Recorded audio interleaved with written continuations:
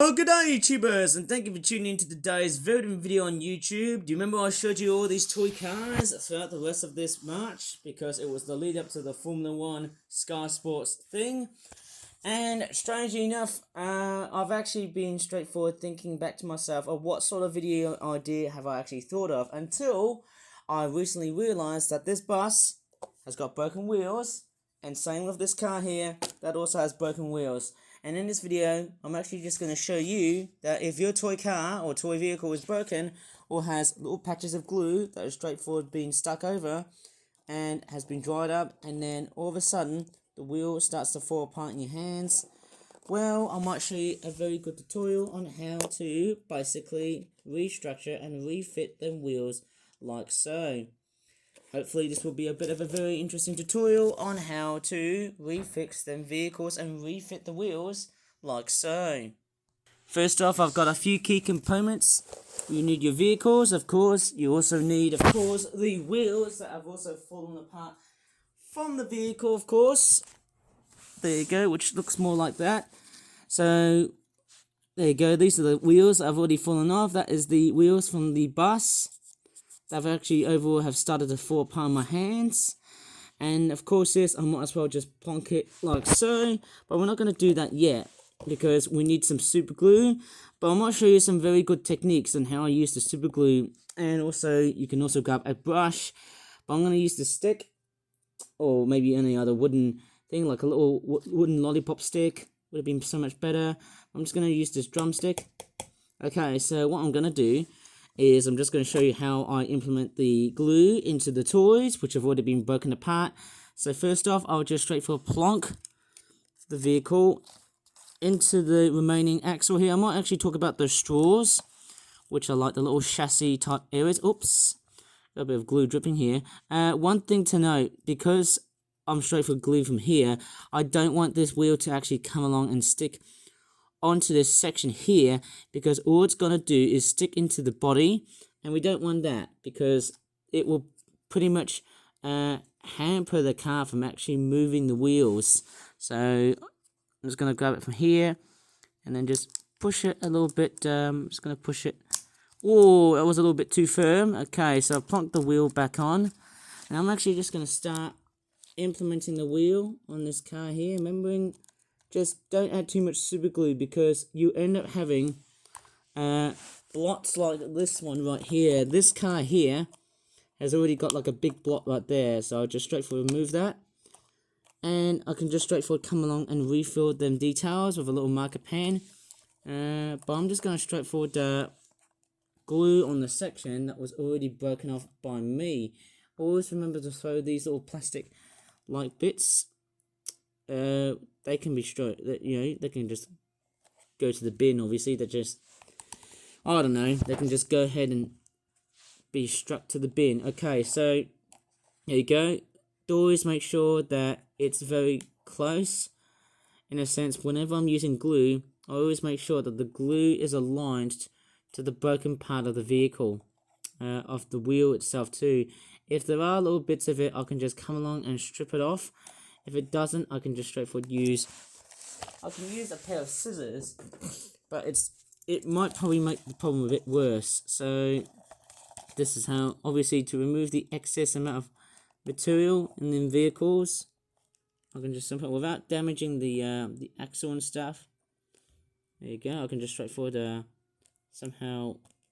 I don't know what to really do. Maybe I can just just scrape off a bit of that, of course. Maybe just scrape off a bit of detailing on the car here, eh? Oh, yeah, okay, so I'm just straightforward like getting rid of this little bit of it. I don't know, I'm somehow trying to think of ways. Maybe just move the wheel just a bit and then cut roughly towards here. Hopefully we can get a nice clean cut. And the best part is that after cutting that excess a bit of glue, I'm going to straightforward pull the wheel up to there, apply a bit of glue so that it can actually let it stick up towards the wheel. I also have to keep on holding it so that the wheel doesn't straightforward come out. Okay, so what I will do is I'm just going to leave it like that. If there is too much glue, I can just straightforward like take out some of the excess glue with my fingers. I have to be very careful with super glue because it can be very unforgiving to my skin. There you go, there's more of that here. Okay, so this bit here is already coming out, so I'm just going to add liberal amounts of glue, remembering not to put too much. There you go, you can also do a bit of this. Okay, just add liberal amounts of it, plonk it into the vehicle. If it is not that close to the vehicle, I can just straightforward like adjust the axle and stuff. I might as well leave it to dry.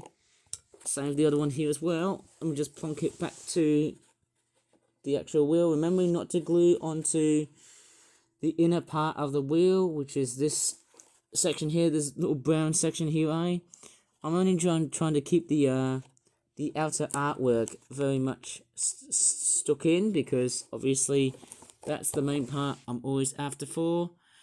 And in that case, hey, that's also the main reason why I want to keep this vehicle moving. So in that sense, I want the toy to actually run well and not get caught up. Okay, so let me just test this. So it's actually moving. It's actually moving quite well, and it's actually looking so good. And there you go. It's actually moving better now. Somehow I can restore old vehicle toys. Look at that. Told you I could. Oh, not quite. Anyways, I'm after straightforward like put it back to where it was. Remember, them vehicles are like a buy cheap, buy twice sort of thing.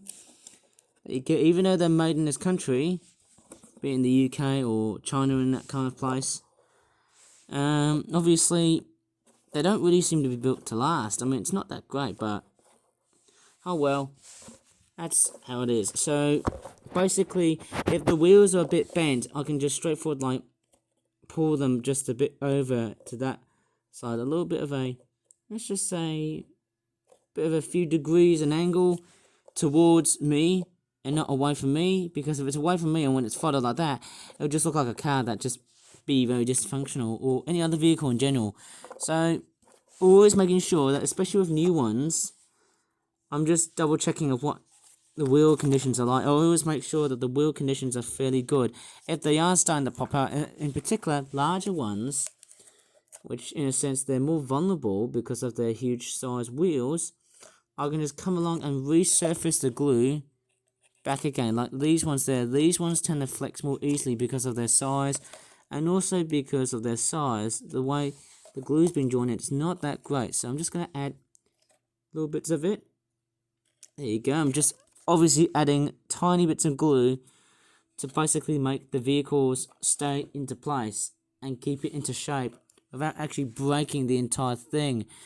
And also the other side here, I also have to deal with that hot rod as well. And I think depending on the vehicle size, the bigger the wheel, it's most likely going to break. The bigger the ones are going to most likely break because of their size, and yeah, they just don't seem to be more reliable than the small ones. It's like, you know, a small car. It's like an actual big car. Just, you know, it happens all the time with big cars. They just break more.